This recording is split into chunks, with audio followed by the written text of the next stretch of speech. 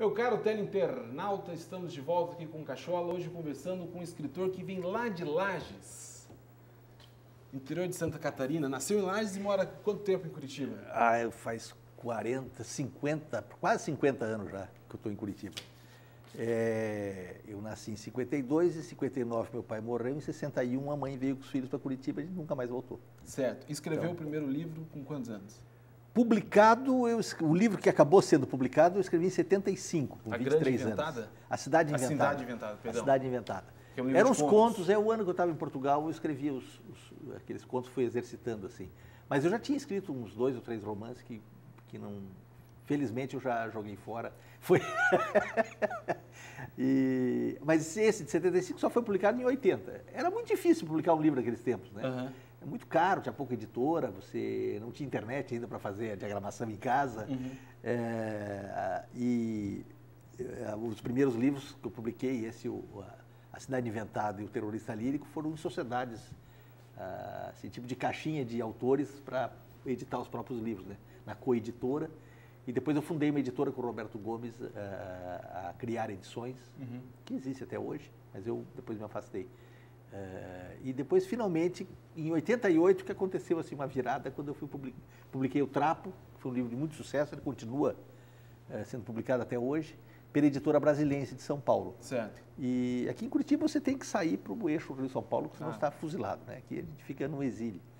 E esse livro realmente abriu um campo para mim, para a literatura, e nunca mais tive problema de editora, foi um livro atrás do outro.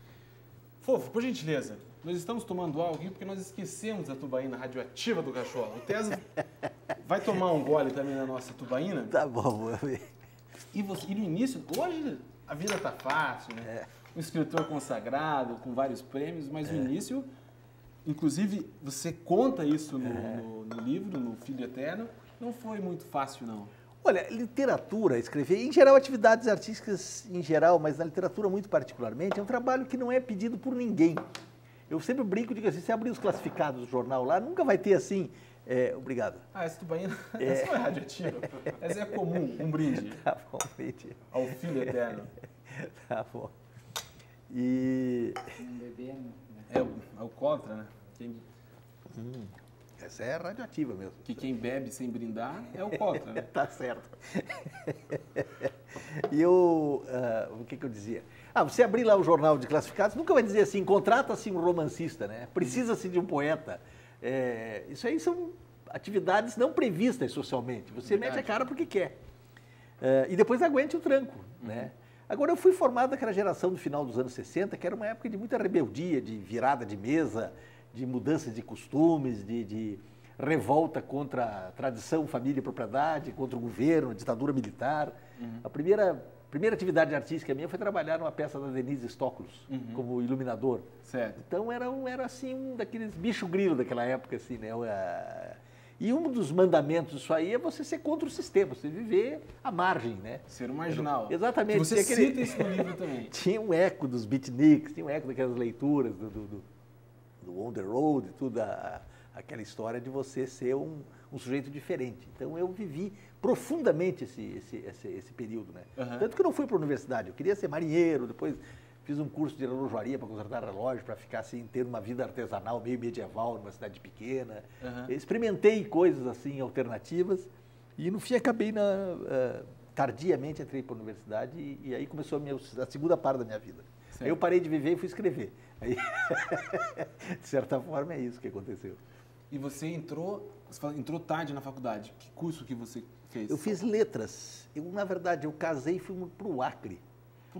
Lá em Rio Branco. Fui lá em Rio Branco. Depois de passar um ano na Europa, tudo, eu estava afim de aventuras. Uhum. E cheguei lá, eles estavam abrindo um vestibular de letras lá na universidade da época, de lá, que era uma fundação. E eu disse, vou fazer. Eu já tinha 26 anos, já, 25 para 26. Certo. E aí comecei a fazer letras, fiquei um ano lá e voltei para Curitiba. E em Curitiba, daí entrei na Federal aqui, estou até hoje, sou professor, né? Segui uma carreira acadêmica que me deu condições de escrever. Realmente eu sobrevivi por causa disso. Certo. E essa marginalidade, você transmite ela nas suas obras? O que você busca de diferente para fugir do clichê, do senso comum, do centro? Enfim, para percorrer a margem? Tem duas coisas. Um é o lado biográfico, Eu não digo você necessariamente nesse livro, digo eu sei. É que a gente pensar como escritor, quer dizer, como literatura e como na vida pessoal. Na vida pessoal eu fui, digamos assim, que eu fui vivendo intensamente todos os períodos da minha vida, mas não me prendia a nenhum deles, né? Porque às vezes você vê assim um sujeito que está lá em 1970 ainda, está assim carregando aquele fantasma atrás. Quer dizer, eu fui me transformando, fui tomando rumo de acordo com a idade, com a experiência. Na literatura, a minha literatura é uma literatura de, digamos assim, qual é o meu, digamos, a minha visão de mundo literária? O meu personagem é sempre um homem inadequado, alguém que está no lugar errado, né? E eu acho que a literatura trabalha com isso aí. Como é um trabalho não solicitado, é quem está fora da gaveta, né? Pensar o mundo de uma forma diferente, uma linguagem não estratificada, não pronta, não de consumo imediato. Quer dizer, digamos, essa centelha que a arte mantém sempre, a boa arte, mas a literatura sempre foi atenta a isso aí, né? O objeto da literatura é a solidão humana, quer dizer, esse processo está sempre tentando se enquadrar ou está em algum lugar que não é fácil. Quando você descobre, logo quando você descobre que o filho tem síndrome de Down, você fala assim, poxa, mas não existem pessoas velhas com síndrome de Down. Então, ele vai morrer logo. E você torce pela morte dele. Fala, puxa, vou levar quanto tempo? 2 anos? Eu não, personagem. Ele vai ligando num Perfeito. processo. Isso foi um pensamento verídico ou é criado? Não, isso é criado. Eu não me lembro mais, né? Isso foi quase 30 anos. É um processo que você... É aquela coisa de você fazer seleção de alguns fatos que dão uma intensidade monstruosa. A literatura trabalha com figuras meio Frankenstein, assim. Você escolhe sempre... o que eu digo, ninguém aguentaria viver a intensidade que a literatura te dá, né? Você morreria logo na 3ª página para aguentar. Então é como se você pegasse um pequeno detalhe fugaz e pusesse uma lente de aumento com aquilo metaforicamente representar um instante da vida de uma pessoa. Certo. Então eu não posso me misturar com um livro assim, com pessoa, até porque é irrelevante, não tem... Claro.